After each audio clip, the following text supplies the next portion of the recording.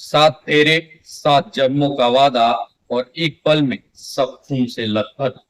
जब मेघालय की वादियों में सोनम ने कहा इसे खत्म कर दो, तो मरा सिर्फ राजा नहीं, मरा वो भरोसा, वो प्यार, वो शादी का बंधन। आखिर क्या थी राजा की गलती? सिर्फ इतना कि उसने अपनी दुल्हन पर यकीन किया। नमस्कार दोस्तों, स्वागत है आप सभी का राष्ट्र की रौनक चैनल पर। जब मेघालय की हरी भरी वादियों में सोनम ने कहा इसे खत्म कर दो, तो यह सिर्फ तीन शब्द नहीं थे। यह एक ऐसा खंजर था जिसने न सिर्फ एक पति की छाती को चीरा, बल्कि उस रिश्ते को तार तार कर दिया जिसे हम शादी का पवित्र बंधन कहते हैं।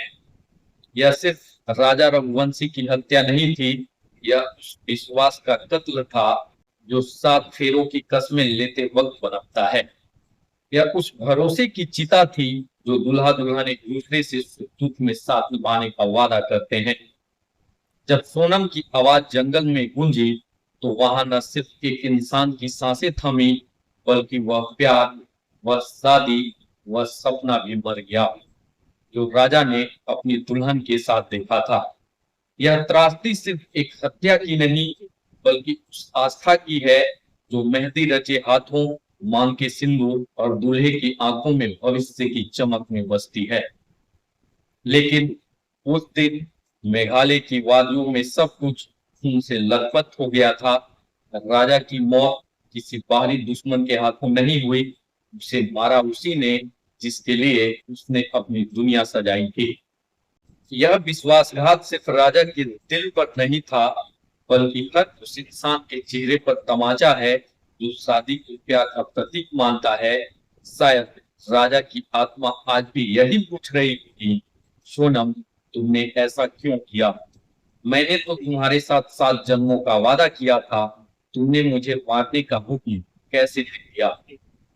यह कहानी इतनी भयावह है कि शादी जैसे रिश्ते पर से यकीन उठ जाए।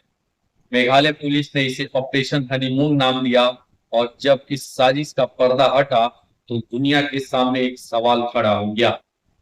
क्या पत्नियां भी अपने पतियों की सुपारी दे सकती हैं? क्या प्यार अब इतना जहरीला हो गया है कि वह खून की स्याही से लिखा जाए? 11 मई 2025 को इंदौर में राजा ने सोनम के साथ साथ फेरे लिए। हंसी खुशी के बीच वह अपनी दुल्हन को प्यार भरी नजरों से देख रहा था, लेकिन उसे क्या पता था कि यह फेरे प्यार के नहीं, बल्कि एक खौफनाक साजिश के थे। शादी के 9 दिन बाद सोनम ने राजा से कहा कि वह मेघालय घूमना चाहती है।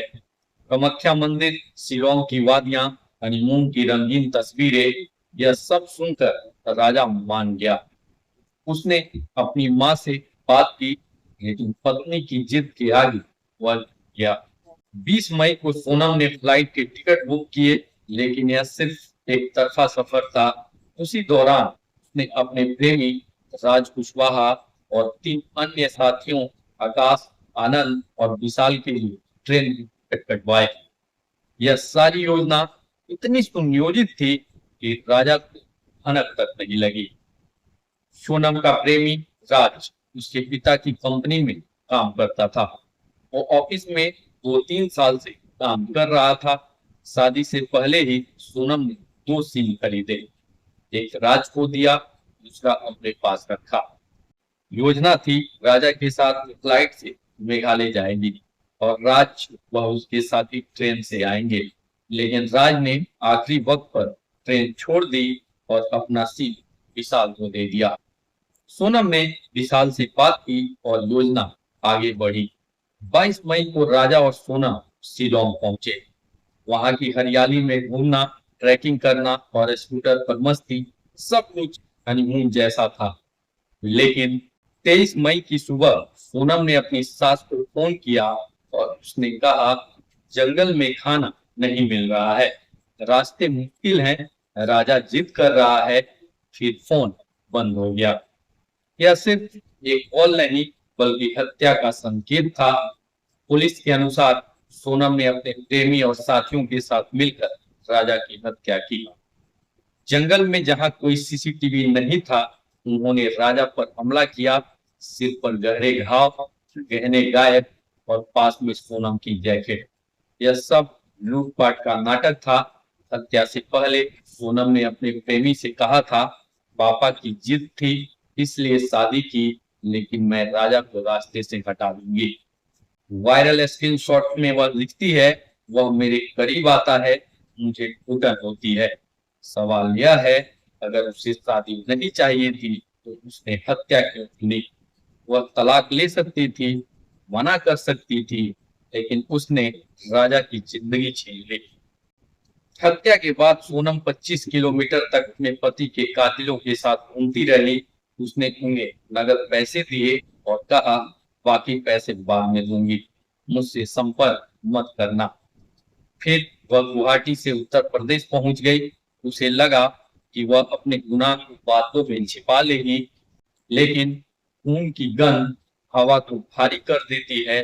मेघालय पुलिस ने गाजीपुर के ढाबे से उसे पकड़ लिया।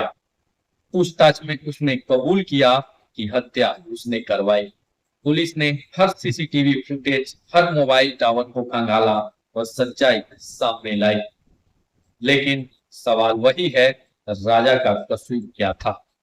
उसने तो सोनम से शादी की, उसके सपनों को सच करने के लिए मेघालय गया, लेकिन सोनम का दिल एक मजदूर के पास था, जिसके लिए उसने अपने पति को कटवा दिया। यह कहानी सिर्फ सोनम और राजा की नहीं है, बल्कि उस समाज की है जो शादी को प्यार का बंधन मानता है। क्या यह वही रिश्ता है जिसे हम 7 जन्मों का वादा कहते हैं? क्या यह वही प्यार है जिसे हम मांग के सिंदूर से सजाते हैं? सोनम ने राजा को इसलिए नहीं मारा कि वह बुरा था, शराबी था या दहेज मांगता था। उसने सिर्फ इसलिए मारा क्योंकि वह किसी और से प्यार करती थी। क्या यही प्यार की नई परिभाषा है? क्या न चाहने का मतलब किसी को मार डालना है? यह अपराध सिर्फ एक हत्या नहीं, बल्कि उस हर औरत के संघर्ष पर खपा है जो सच्चे दिल से अपने रिश्ते निभाती है। यह हर उस लड़की के भरोसे को तोड़ता है जो शादी को सम्मान देती है। सोनम अकेली नहीं है। हाल के सालों में ऐसी कई कहानियां सामने आई हैं, चाहे वो मेरठ में मुस्कान ने अपने पति को ड्रम में छिपाया, सौरभ मानव वर्मा, अतुल सुभाष, ये नाम चीख बनकर गूंजते हैं। लेकिन क्या हर औरत ऐसी है? क्या हर पति राजा है? तो नहीं। यह कहानी न औरत की है, न मर्द की है, यह सोच की है जो प्यार को जहर बनाती है। सोनम के माता पिता को पता था कि उसका दिल कहीं और है, फिर भी उन्होंने उसे राजा से बांध दिया, क्योंकि मजदूर से शादी उनकी इज्जत के खिलाफ थी। लेकिन इस इज्जत ने एक बेटे की जिंदगी छीन ली। क्या इसके लिए वे जिम्मेदार नहीं है? आज लोग पूछ रहे हैं, औरत क्या चाहती है? यह सवाल नहीं, बल्कि एक तंज है। औरत वही चाहती है जो मर्द चाहता है, प्यार, सम्मान, आजादी। लेकिन सोनम ने आजादी हत्या समझ लिया। उसने राजा को नहीं, अपने विवेक को मारा। फिर भी हर औरत को डायन कहना गलत है। इस धरती पर सृजना जैसी औरतें भी हैं जिन्होंने अपने पति का साथ आखिरी सांस तक निभाया। लेकिन सोनम जैसे मामले हमें सोचने पर मजबूर करते हैं। क्या शादी अब जिंदगी और मौत का खेल बन गई है? क्या हर प्यार से पहले जासूसी होगी? यह त्रासदी हमें सबक देती है, माँ बाप को अपने बच्चों की आजादी छीनने का हक नहीं। शादी कोई जाल नहीं, बल्कि दो आत्माओं का मिलन है। अगर सोनम को राज कुशवाहा के साथ जाने दिया जाता तो शायद राजा की सांसें चल रही होती। लेकिन माँ बाप अक्सर सोचते हैं कि शादी से सब ठीक हो जाएगा। वे अपनी औलाद को सुधारने के लिए दूसरों की जिंदगी दांव पर लगा देते हैं। यह हर माँ बाप के लिए अपील है, अपने बच्चों को पढ़ाइए, संस्कार दीजिए, लेकिन उनकी जिंदगी की ठेकेदारी मत कीजिए। नहीं तो आप भी उस हत्या के जिम्मेदार होंगे जो आपकी औलाद करती है। सोनम का अपराध घृणित है और उसे सजा मिलनी चाहिए, लेकिन हमें सोच को भी बदलना होगा जो रिश्तों को जहर बनाती है। शादी से पहले सिर्फ कुंडली नहीं बल्कि मन का मिलान भी जरूरी है। क्या लड़का लड़की इस रिश्ते के लिए मानसिक रूप से तैयार हैं? अगर नहीं तो माँ बाप की जिद दो परिवारों को बर्बाद कर सकती है। वहीं सोनम की साजिश ने 3 घर उजाड़े, उसका, राजा का और राजकुशवाहा का। लेकिन इस दुनिया में राधा, रुक्मणी और सीता जैसी औरतें भी हैं जिन्होंने प्यार को अमर किया। हमें उम्मीद नहीं खोनी चाहिए, लेकिन डर तो लगता है। मेघालय की वादियां अब खामोश हैं। राजा की आत्मा शायद यही पूछ रही है, मैंने तो भरोसा किया, फिर यह सजा क्यों? और इसका जवाब सन्नाटा है।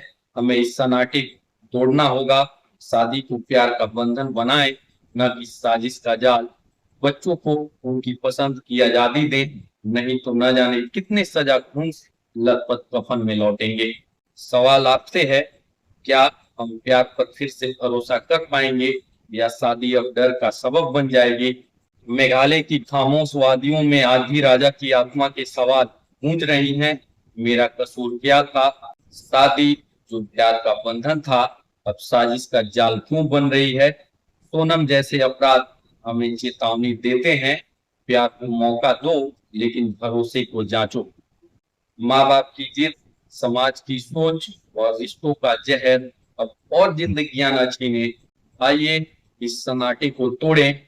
क्या शादी अब भी प्यार का वादा है या डर का सबब?